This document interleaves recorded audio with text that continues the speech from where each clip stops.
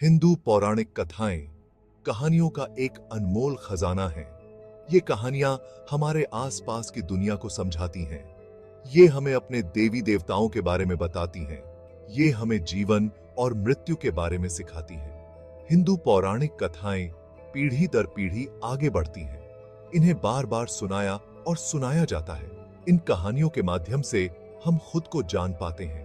हमें ब्रह्मांड में अपना अर्थ मिलता है।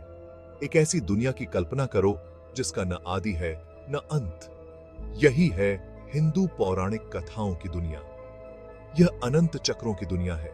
सृजन के बाद विनाश, विनाश के बाद सृजन। यह देवी देवताओं की दुनिया है। हर किसी का अपना अलग रोल है। हर किसी के पास अलग अलग शक्तियां हैं। हिंदू पौराणिक कथाएं सिर्फ कहानियां नहीं हैं। यह जीने का एक तरीका है। यह ब्रह्मांड को समझने का एक तरीका है। यह दुनिया में अपनी जगह खोजने का एक तरीका है। शुरुआत में कुछ भी नहीं था, बस एक विशाल अंधेरा सागर ही था। यह था ब्रह्मांडीय सागर। यही सारी सृष्टि का स्रोत था। यही वो गर्भ था जहां से सब कुछ निकलेगा। इस सागर में एक सुनहरा अंडा प्रकट हुआ। यह कोई साधारण अंडा नहीं था। इसमें पूरे ब्रह्मांड की संभावना थी। यह अंडा हजारों सालों तक ब्रह्मांडीय सागर पर तैरता रहा। इसके अंदर जीवन का वादा था।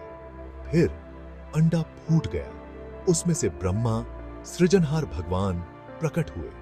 उनका जन्म इसी अंडे से हुआ था। उन्हें ब्रह्मांड को आकार देना था। उन्हें ब्रह्मा जी हिंदू धर्म के 3 सबसे इंपॉर्टेंट भगवानों में से एक हैं। इन्हें त्रिमूर्ति कहा जाता है। विष्णु और शिव बाकी 2 हैं। विष्णु जी पालनहार हैं। वो ब्रह्मांड में संतुलन बनाए रखते हैं। शिव जी संहारक हैं। वो नई रचनाओं के लिए रास्ता बनाते हैं। ब्रह्मा जी ने काम शुरू कर दिया। उन्होंने सुनहरे अंडे के टुकड़ों का इस्तेमाल किया। उन्होंने स्वर्ग और पृथ्वी की रचना की। उन्होंने सूरज, चांद और तारों की रचना की। उन्होंने पेड़ पौधे और जानवर बनाए। उन्होंने सबसे आखिर में इंसानों को बनाया। विष्णु जी ब्रह्मा जी की रचनाओं पर नजर रख रहे थे। उन्होंने ध्यान रखा कि सब कुछ हार्मनी में रहे। शिव जी अपनी बारी का इंतजार कर रहे थे। वो जानते थे कि एक दिन उन्हें सब कुछ नष्ट करना होगा। फिर ये साइकिल दोबारा शुरू होगा। Section 4. The Dance of Time. Cycles of Creation and Destruction. Hindu पौराणिक कथाओं में समय सीधा नहीं चलता। यह चक्रीय है। 4 युग होते हैं। हर युग साइकिल के एक अलग स्टेज को रिप्रेजेंट करता है। पहला युग सतयुग है। यह सतयुग है। मनुष्य नेक होते हैं, शांति और समृद्धि होती है। दूसरा युग त्रेता युग है। सदाचार कम होने लगता है, बुराई उभरने लगती है। तीसरा युग द्वापर युग है। अच्छाई और बुराई बराबर होती हैं। बहुत संघर्ष होता है। चौथा युग कलयुग है। यह अंधकार का युग है। बुराई की जीत होती है। बहुत दुख होता है। कलयुग के अंत में शिव जी ब्रह्मांड का विनाश करते हैं। सब कुछ वापस ब्रह्मांडीय सागर में समा जाता है।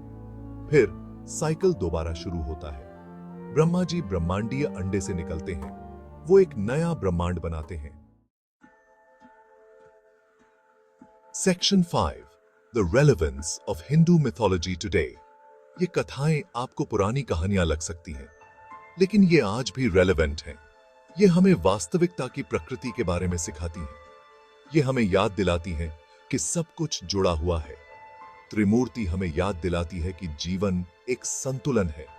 सृजन है, पालन है और विनाश है। हम ये अपने जीवन में भी देखते हैं। हमारा जन्म होता है, हम बूढ़े होते हैं, हम मर जाते हैं। यही प्रकृति का नियम है। समय का चक्रीय स्वरूप हमें सिखाता है कि कुछ भी स्थायी नहीं है। परिवर्तन ही एकमात्र सत्य है। हमें परिवर्तन से डरना नहीं चाहिए, हमें इसे अपनाना चाहिए। Section 6. Conclusion. The enduring power of myth. Hindu पौराणिक कथाएं एक शक्तिशाली बल हैं। इसने सदियों से भारतीय संस्कृति को आकार दिया है। यह आज भी हमें प्रेरित और निर्देशित करता है। इसकी कहानियां हमें आशा देती हैं। कभी-कभी अराजक दुनिया में यह हमें जीने का मतलब देती हैं। ये कथाएं हमें ब्रह्मांड में हमारे स्थान की याद दिलाती हैं। ये हमें संतुलन के महत्व और जीवन की चक्रीय प्रकृति के बारे में सिखाते हैं। सिर्फ ये कहानियां नहीं हैं, ये शाश्वत सत्य हैं। ये आज भी उतने ही रेलेवेंट हैं जितने हजारों साल पहले थे।